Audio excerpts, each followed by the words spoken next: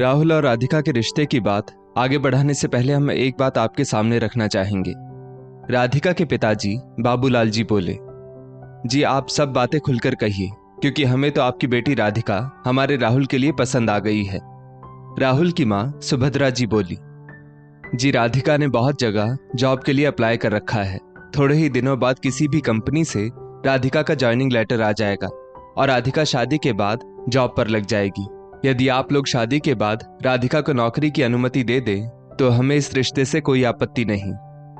आज के जमाने में सबकी बहुएं जॉब करती हैं, हमें बहू के जॉब करने से कोई दिक्कत नहीं। सुभद्रा जी मुस्कुराकर बोली। ये बात सुनकर राधिका के दिल को तसल्ली हुई और राहुल से राधिका का रिश्ता पक्का हो गया। राधिका को जैसे ही पता चला था कि उसे राहुल और उसके घर वाले देखने आने वाले हैं, उसने अपने माता पिता से कह दिया था कि लड़का और उसके घर वाले भले कितने ही अच्छे हों, लेकिन अगर उन्होंने मुझे शादी के बाद नौकरी करने की इजाजत नहीं दी तो मैं ये रिश्ता नहीं करूंगी। इसलिए राधिका के पिता ने स्पष्ट रूप में लड़के के घर वालों से ये पूछ लिया था।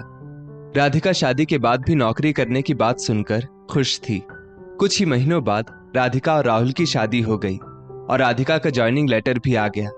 जब उसने खुशी से अपनी नौकरी लगने की बात घर में बताई तो सुभद्रा जी बोली, बहू तुम्हें नौकरी करने से कोई मना नहीं करेगा, मगर यदि तुम मुझसे ये उम्मीद करोगी कि तुम नौकरी पर जाओ और मैं घर के सारे काम करूंगी तो मैं पहले ही कह देती हूँ, मुझसे घर के काम नहीं होने वाले। तुम्हें सुबह उठकर तुमसे जो बन सके वो काम करने होंगे। उसमें तुम्हारा टिफिन, नाश्ता ये सब भी होगा। मुझसे गर्म गर्म रोटी की आस मत रखना। ये सुनते ही राधिका के चेहरे की हवाइयां उड़ गईं। उतने में राधिका के ससुर रामलाल जी बोले, भाग्यवान राधिका नौकरी के साथ साथ घर के सारे काम अकेली कैसे संभालेगी। राहुल भी बीच में ही बोल पड़ा, माँ आप पहले भी तो घर के सारे काम अकेले कर लिया करती थी, फिर अब क्या हो गया। सुभद्रा जी बोली, राहुल घर में आगे चलकर कोई ड्रामा ना हो, इसलिए मुझसे कोई उम्मीद मत रखो। जिसको जो भी करना हो अपने दम पर करो। राधिका भी ये सब सुनकर बहुत उदास हुई और रात को राहुल से बोली, राहुल मैं ये नौकरी किसी भी हालत में करना चाहती हूँ। तुम्हें याद होगा तुम्हारे परिवार से नौकरी करने की इजाजत का सुनकर ही मैंने इस रिश्ते के लिए हाँ कही थी। राहुल बोला, एक काम वाली बाई रख लेते हैं जो घर आकर झाड़ू पोछा, बर्तन, कपड़े, खाना बनाना सब कर जाएगी, ताकि तुम नौकरी पर जाओ तो भी घर अच्छे से चल सके और तुम पर भी काम का ज्यादा बोझ ना पड़े। 2 दिन बाद घर के सारे कामों के लिए काम वाली आने लगी और राधिका नौकरी पर जाने लगी। मगर असली समस्या तब होती जब काम वाली छुट्टी करती। शाम को राधिका घर आकर सारे बर्तन करती और खाना बनाती। थकी हारी राधिका मन ही मन सोचती, सासू माँ के तो मजे हैं, अब उम्र हो गई कह के आराम फरमाती रहती हैं, मगर ये नहीं कि बहू की घर के कामों में कुछ मदद ही कर दे। काम वाली नहीं आई तो भी उठकर कुछ काम नहीं करना इन्हें। मेरी शादी होते ही हाथ खड़े कर दिए उन्होंने, ताकि मैं अकेले ही मरूं। आज रविवार था और फिर से राधिका की काम वाली ने छुट्टी कर दी थी। राधिका को ऑफिस की छुट्टी के दिन भी बिल्कुल आराम ना था। उतने में राधिका की माँ शोभना जी का फोन आया। वे बोली, बेटा आज तो तुझे आराम होगा, ऑफिस की छुट्टी जो है। राधिका बोली, माँ आज भी बाई नहीं आई और घर के काम तो कभी खत्म ही नहीं होते। ऊपर से सासू माँ महारानी बनकर बस बैठी रहती है, तो सारे काम मुझे अकेली को ही करने पड़ते हैं। राधिका की माँ शोभना जी को भी अपनी बेटी के लिए दुख हुआ।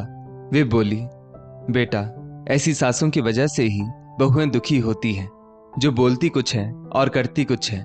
देख लेना, जब भी तेरे भाई की शादी होगी मैं तेरी भाभी को पूरा आराम दूंगी, ताकि वो कभी उसकी माँ से मेरी बुराई ना करे।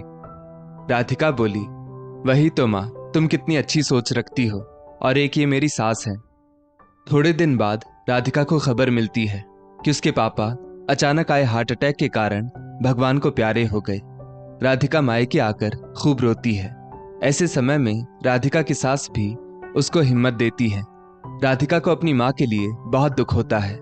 कुछ दिन बाद उसे पता चलता है कि उसके भाई नितिन को उसी के ऑफिस में काम करने वाली एक लड़की वर्षा पसंद है और वो उससे शादी करना चाहता है।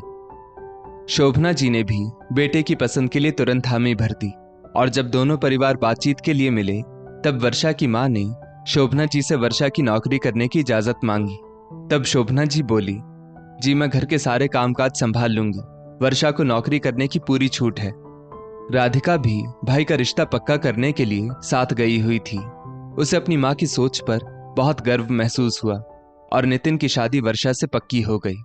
राधिका घर आकर अपने सास ससुर से बोली, मेरी भाभी शादी के बाद भी अपनी नौकरी जारी रखना चाहती है और मेरी माँ भी उसमें उनका पूर्णतः सहयोग देने को तैयार है।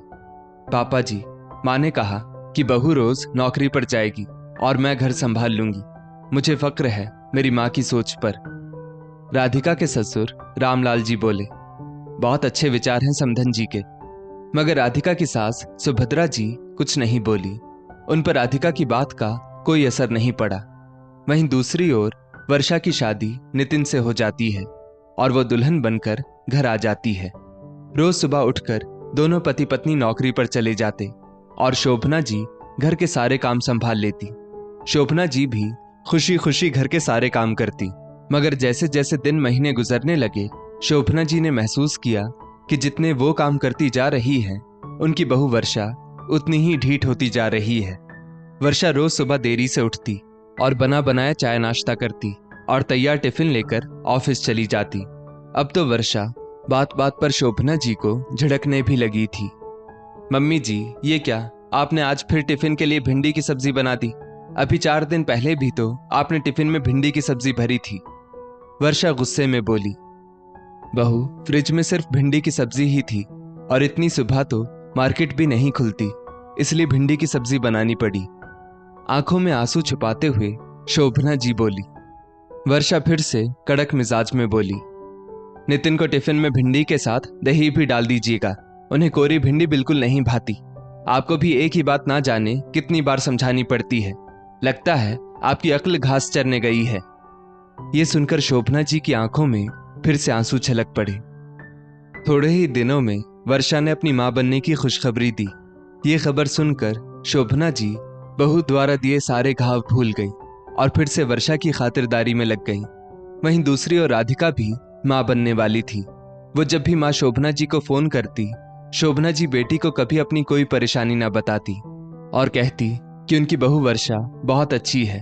वो राधिका को वर्षा की हरकतें बताकर चिंता नहीं देना चाहती थी। शोभना जी ने राधिका को मायके आने कहा तो वो बोली, नहीं माँ, यहाँ मैंने काम वाली बाई लगा रखी है, इसलिए मुझे यहाँ कोई तकलीफ नहीं है। 9 महीने बाद वर्षा ने एक बेटे को जन्म दिया जिसका नाम मोनू रखा और डिलीवरी के बाद वो 3 महीनों के लिए अपने मायके चली गई। वर्षा ने नौकरी से 6 महीनों की छुट्टी ली हुई थी। अब वर्षा ने मोनू को सास के भरोसे छोड़कर फिर से नौकरी ज्वाइन कर ली थी। दूसरी ओर शोभना जी भी शुगर और बीपी जैसी बीमारियों से ग्रसित हो गई थी। मगर अब शोभना जी पर घर की जिम्मेदारियों के साथ साथ मोनू की जिम्मेदारी भी पड़ गई थी। एक रोज शोभना जी अपने बेटे नितिन से बोली कि अब उनसे इतने सारे काम अकेले नहीं होते, अगर वे लोग काम वाली लगा दे तो अच्छा होगा। मगर थोड़ी देर बाद उन्हें बहू वर्षा की नितिन से बात करने की आवाज आई। वो कह रही थी, नितिन, अब मोनू का भी जन्म हो चुका है, वैसे ही हमारे खर्चे बढ़ रहे हैं। जब तक ये बुढ़िया है, इसे घर के सारे काम करने दो। और नितिन भी इस बात पर मूक बना रहा। वर्षा और नितिन हर इतवार मूवी जाते, मॉल शॉपिंग करने जाते, पार्टी करते। उन सब चीजों के लिए उनके पास पैसा था, मगर माँ की सहायता के लिए एक काम वाली रखने के लिए पैसा नहीं था। राधिका ने एक प्यारी सी बेटी को जन्म दिया। शोभना जी अपनी नातिन से मिलने पहुंची। वहां जाकर उन्होंने देखा कि राधिका ने हर काम के लिए बाई लगा रखी है। राधिका शोभना जी को देखकर बोली, माँ, 6 महीने बाद मैं नौकरी ज्वाइन करूंगी, तब गुड़िया को दिन भर संभालने के लिए एक बाई और लगा दूंगी। राधिका की माँ शोभना जी ये सब देखकर वापस घर आ गई और सोचने लगी, मेरे बेटी दामाद कमाते हैं और अच्छा ही है, हर काम के लिए बाई लगा रखी है, समधन जी भी आराम से रह सकती है, और एक यहाँ मेरे बेटा बहू है जिन्होंने मुझे नौकरानी बनाकर रख दिया है। मोनू जब उठ जाए तो उसे दूध पिला देना, दोपहर में उसके लिए खिचड़ी बना देना और शाम को उसे जूस पिला देना। बोलकर वर्षा ऑफिस निकल गई। उतने में शोभना जी का बेटा नितिन आकर बोला, मम्मी, मेरा टिफिन पैक हो गया हो तो बाहर हॉल में रख देना और मेरे लिए कड़क चाय बना देना। शोभना जी ने गैस पर चाय चढ़ाई ही थी कि बेडरूम से मोनू के रोने की आवाज आई। वे दौड़कर मोनू को कमरे में चुप कराने गई। उतने में रसोई में चाय उबलकर नीचे गैस पर फैल गई। नितिन को जब रसोई में से बदबू आई तो उसने तुरंत गैस बंद की और चिल्लाते हुए बोला, माँ, ध्यान कहाँ रहता है तुम्हारा? एक काम सही से नहीं होता तुमसे। शोभना जी बोली, रुक बेटा, अभी दूसरी चाय बना लाती हूं तेरे लिए। नितिन गुस्से में बोला, नहीं, अब नहीं पीनी मुझे चाय वाय। नितिन ऑफिस के लिए निकल गया। शोभना जी ने जैसे तैसे मोनू को दूध पिलाकर चुप कराया और खेलने के लिए खिलौने दे दिए। उतने में झाड़ू पोछे वाली बाई रमा घर आ गई और बोली, सारा सामान बिखरा हुआ पड़ा है माँ जी, आप अकेली जान इतना सब कैसे संभालती है, और ऊपर से बीमारियों से ग्रसित हैं वो अलग। शोभना जी अपने मन की व्यथा को छुपाते हुए सारे खिलौने समेटने लगी। फिर उन्हें याद आया कि मोनू के लिए खिचड़ी बनानी है, मगर कुकर तो बर्तनों की सिंक में गंदा पड़ा था।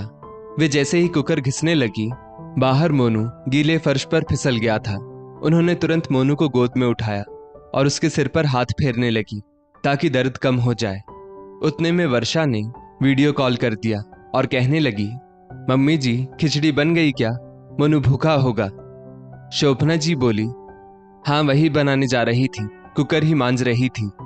वर्षा बोली, इसलिए मैं कहती हूं आपसे, हमेशा रात के बर्तन रात को ही मांज कर रखा कीजिए, मगर आपको तो बस अपनी मनमानी करनी है। शोभना जी की आंखों में फिर से आंसू आ जाते हैं। उतने में उनके पास उनकी बेटी राधिका का फोन आ जाता है। आज माँ की आवाज और आंसू उससे छुप नहीं पाते हैं। वो बोली, माँ, तुम्हें मेरी कसम, बताओ क्या हुआ? शोभना जी ने अपने मन की सारी व्यथा आज बेटी के आगे बयान कर दी।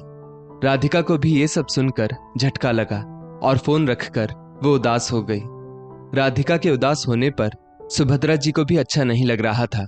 वे पूछ बैठी, क्या बात है बहू, तुम इतनी उदास क्यों लग रही हो? राधिका ने सास को अपनी माँ की सारी तकलीफ बताई। सुभद्रा जी बोली, बहू, अब तो तुम समझ ही गई होगी कि मैंने तुम्हारी शादी होते ही क्यों घर के काम करने से मना कर दिया था। मैं रसोई का सारा काम करके बहू को ढीठ और अपने आप को नौकरानी नहीं बनाना चाहती थी। एक काम करो, तुम अपनी माँ को थोड़े दिनों के लिए यहाँ बुला लो, इसी बहाने मुझे भी समधन जी के साथ रहने का मौका मिल जाएगा। राधिका अपने भाई नितिन से फोन करके कहती है कि उसकी तबीयत खराब है, इसलिए 2 हफ्तों के लिए वो माँ को यहाँ रखना चाहती है। शोभना जी बेटी के पास आ जाती है और वहां सास के बिना वर्षा की हालत खराब हो जाती है। घर, ऑफिस और बच्चा संभालते संभालते वर्षा पागल सी हो जाती है। जैसे ही 2 हफ्ते बीतते हैं, वो नितिन से कहती है, 2 हफ्ते बीत गए, अब तुम्हारी माँ को बुला लो यहाँ, मुझसे अकेले घर बिल्कुल मैनेज नहीं हो रहा है। नितिन राधिका को फोन करता है तो राधिका की सास सुभद्रा जी कहती है, तुम्हारे भाई भाभी से कहो कि माँ को आकर ले जाए।